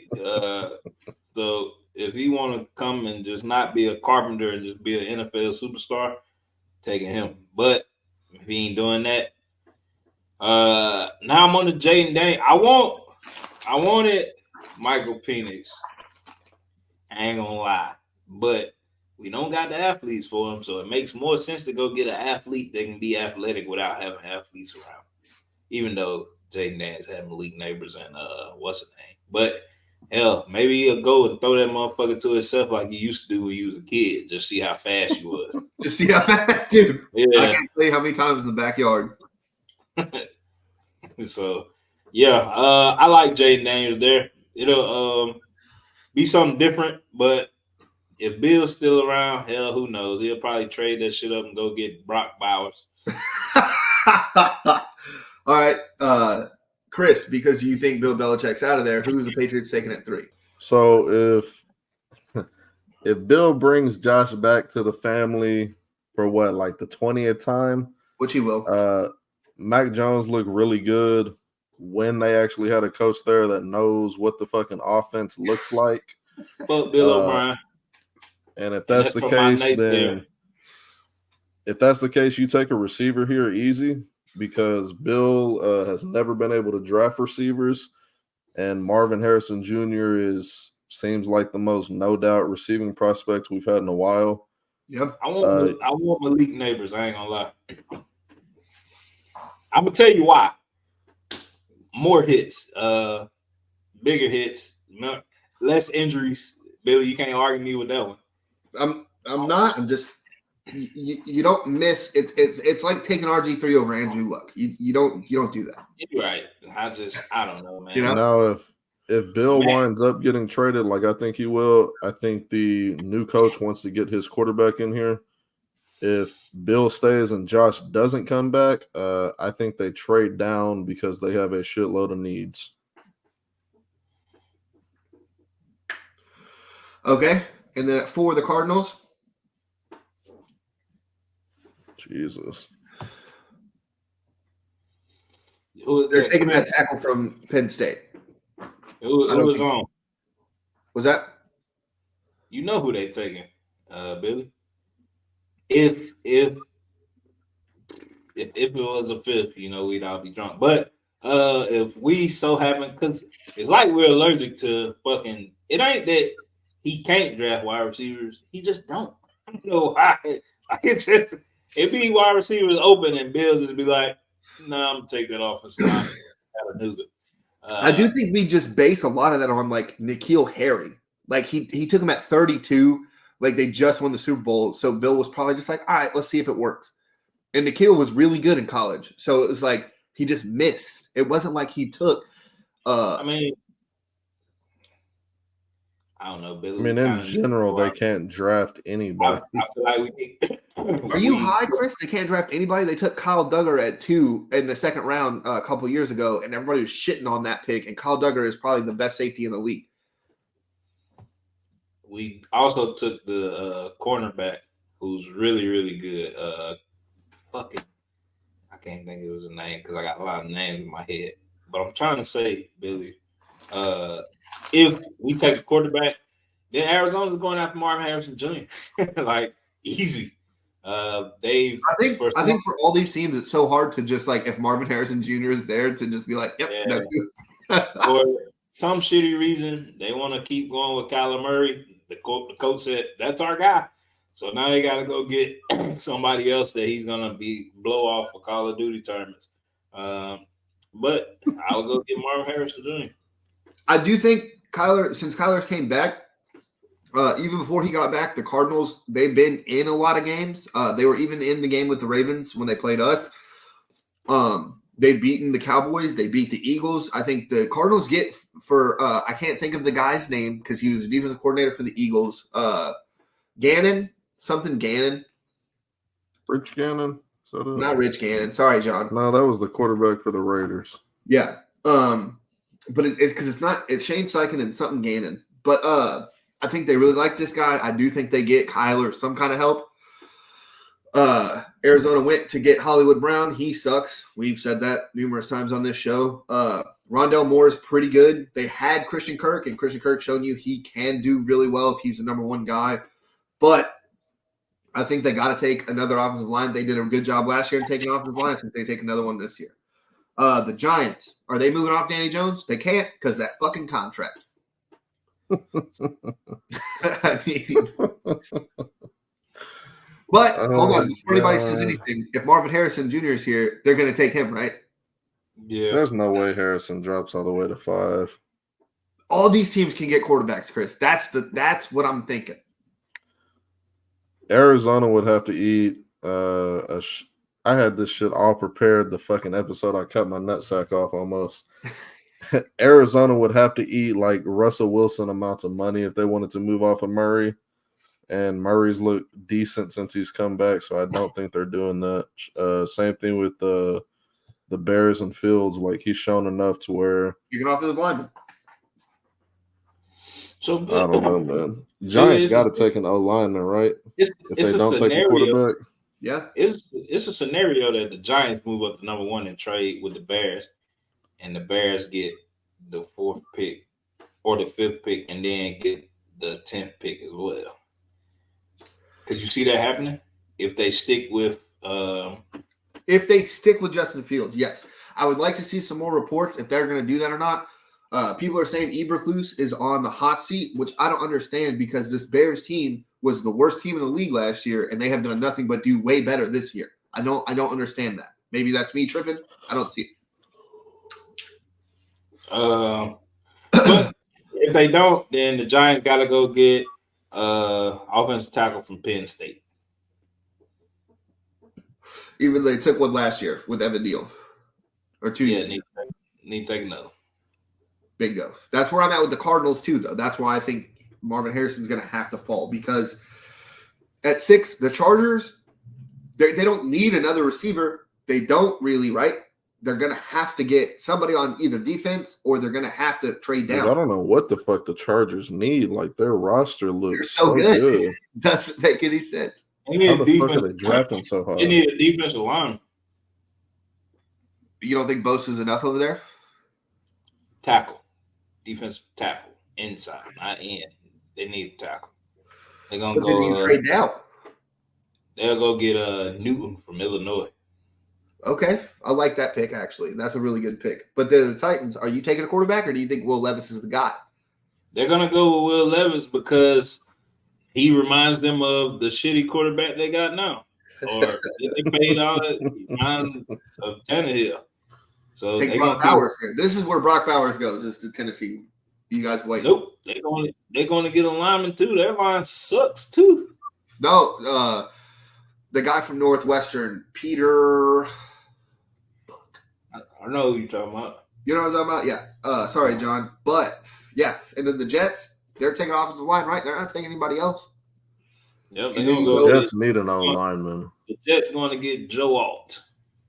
Joe Alt. I like that pick. I love that pick, actually, Tonio. All right. And then the Falcons, are they taking a quarterback? The Falcons need defense. Christ. They need defense. They're going to get Kool-Aid. Oh, right, that would be a great pick. Right there. Honestly, dude, I'm hoping Kool-Aid falls to the Ravens. Just he won't, but I'm just praying. Did he even declare yet though? He's gonna, but no, he hasn't yet. And then the Bears back at number 10, and it's now this is where we see our second wide receiver go. This is where receiver for sure. Neighbors is going. Like elite Neighbors, easy off the table. Then the Raiders. I actually like that Penix going to Washington. That seems like I don't know if it's a good fit for Penix, but for the Raiders, that seems like a good fit. Seems like the exact kind of guy that Al Davis would have gone for if he was still around. Not a horrible offensive line. I think the Raiders go wide receiver just because of what Chris said earlier. How many more years you got with Devontae Adams?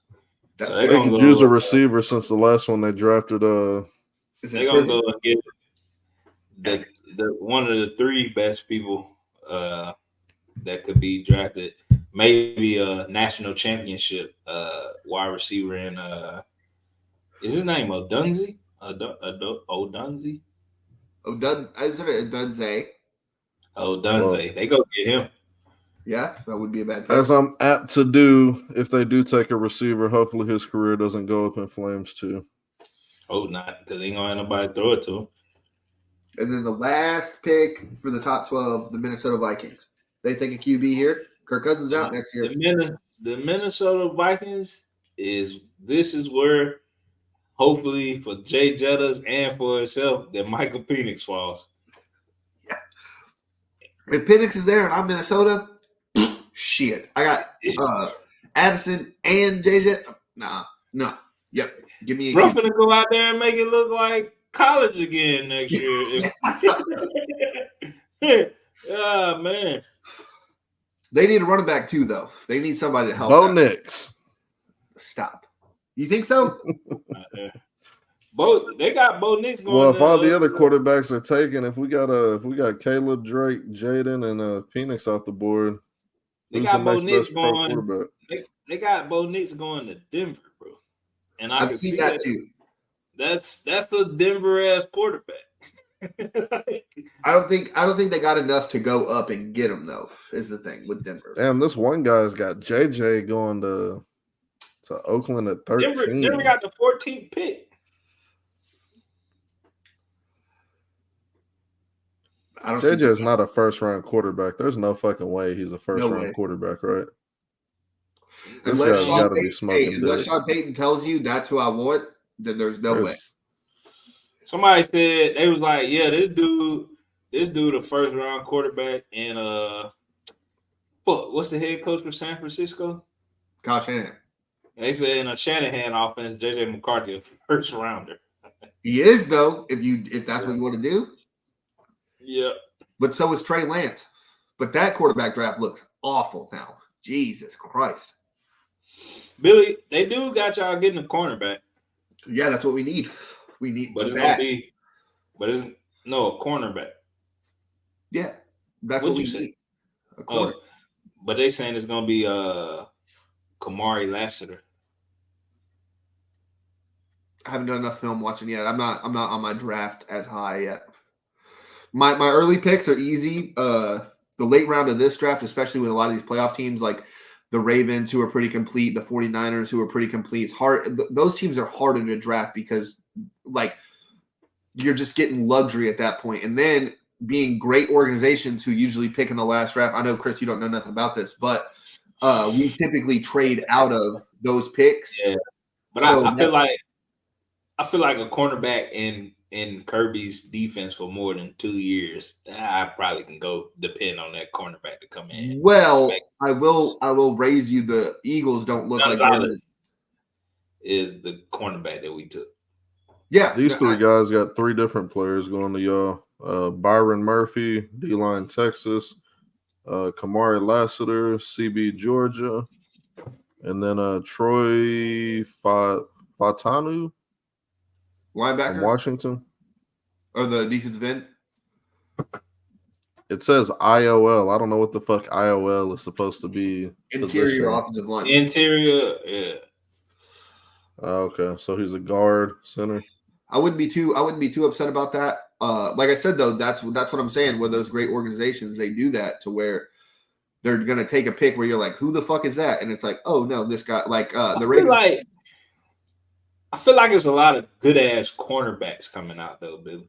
This was a really good year for corners, bro. Yes, but it's also a great year for quarterbacks. So the quarters just take a super back seat. Yeah, but I know y'all not going to get a fucking quarterback.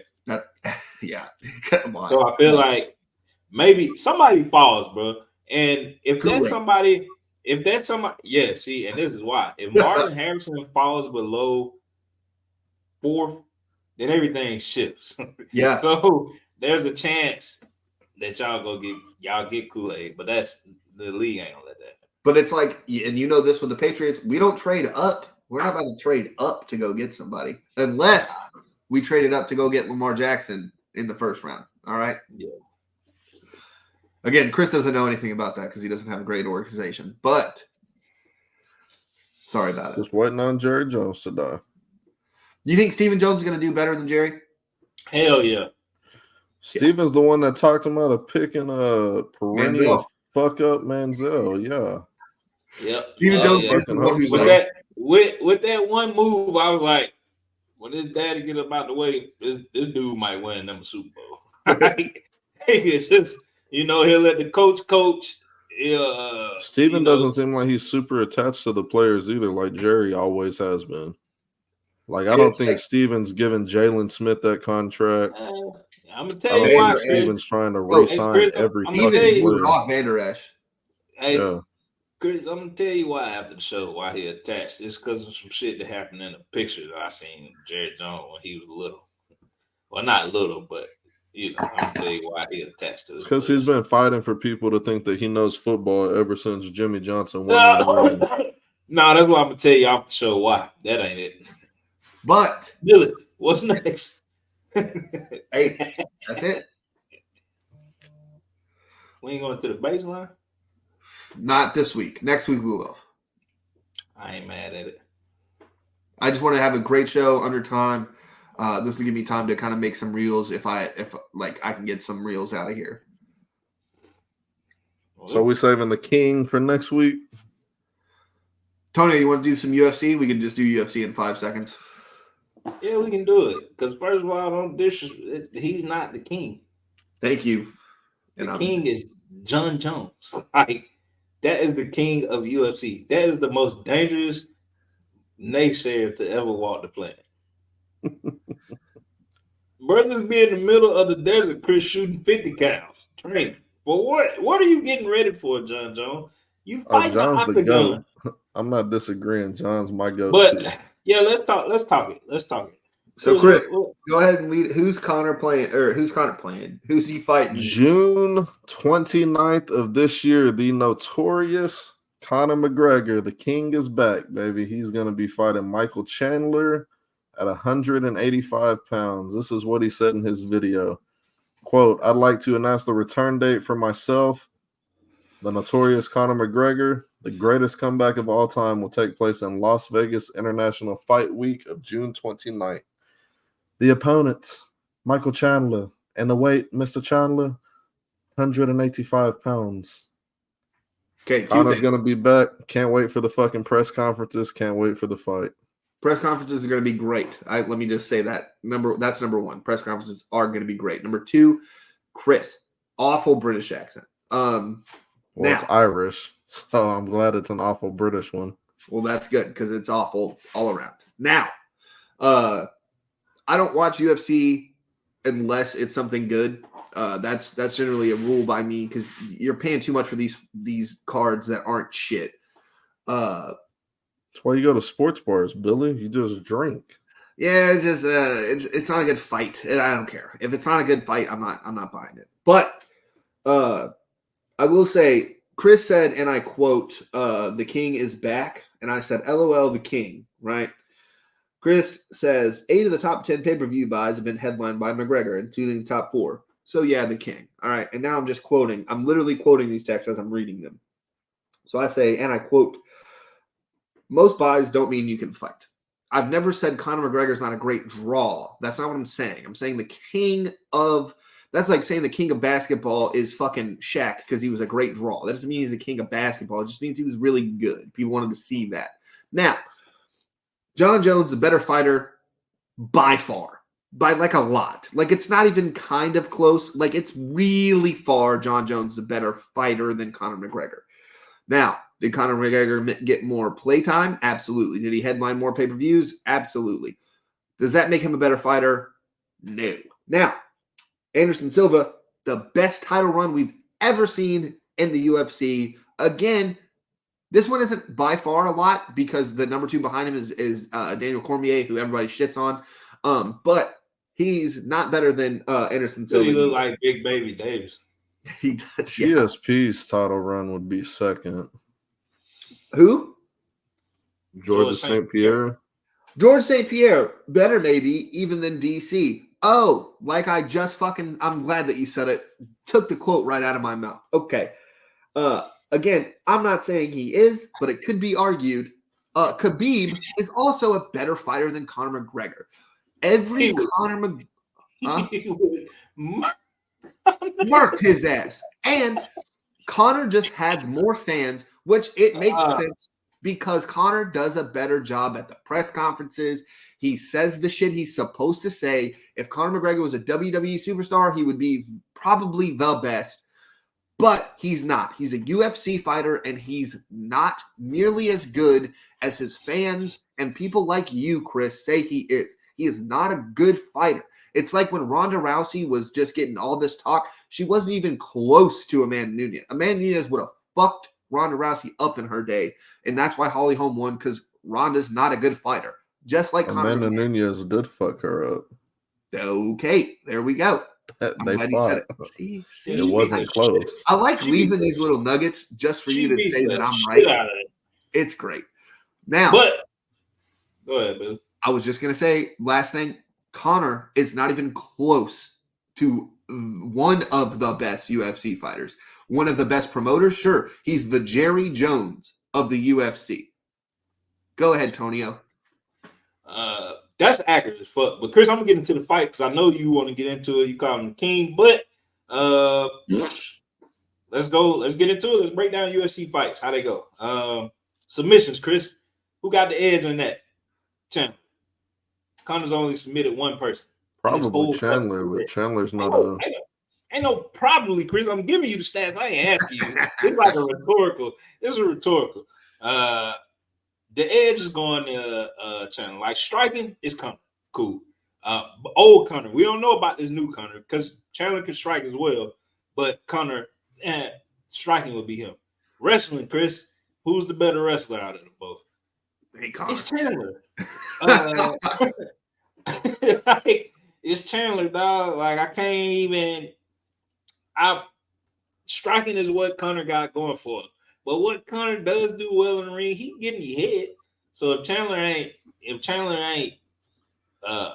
mentally sound, Conor can win. But this is how I predict it going, Chris. You can tell me I'm wrong.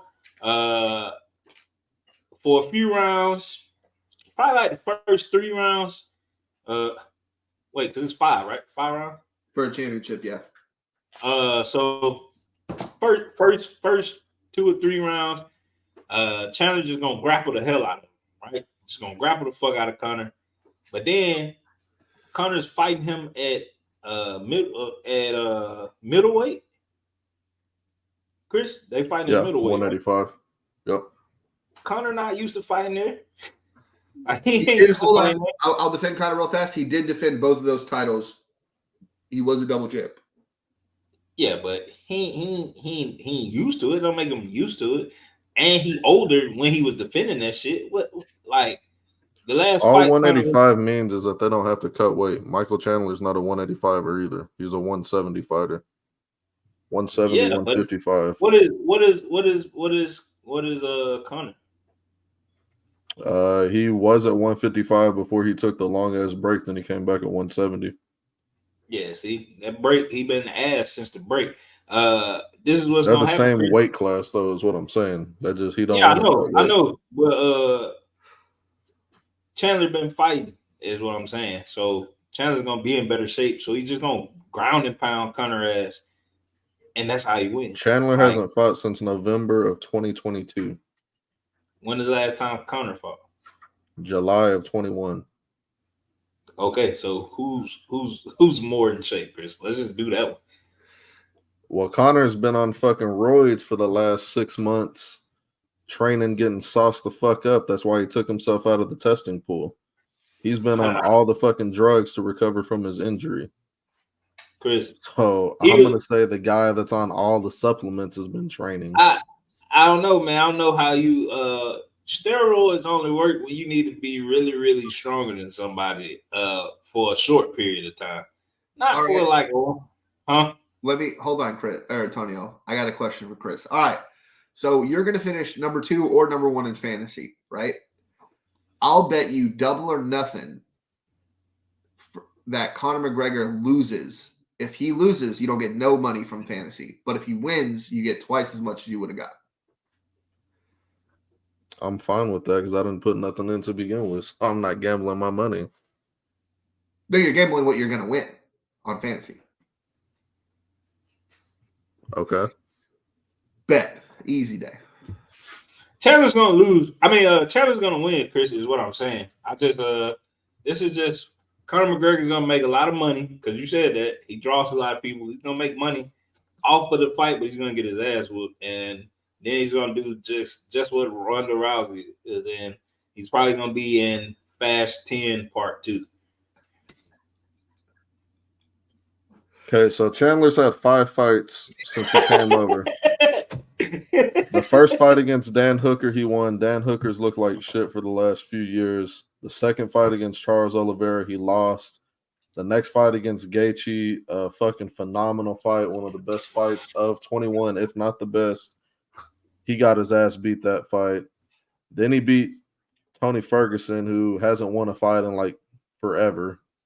Ferguson's clearly on a downward spiral with his career.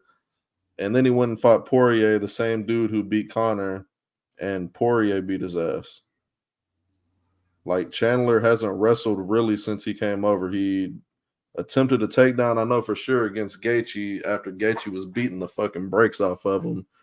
And then he attempted a few against Poirier as well, I believe, when he was rocked. So the wrestling shit, I don't think is going to come into play at all. And if it's a striking matchup, like Conor still has the timing, he just doesn't have the gas tank anymore. Does a gas tank not matter? A gas tank absolutely matters, but Chandler is not exactly a cardio king either. He goes out there and he throws for broke. He leaves himself open to get hit.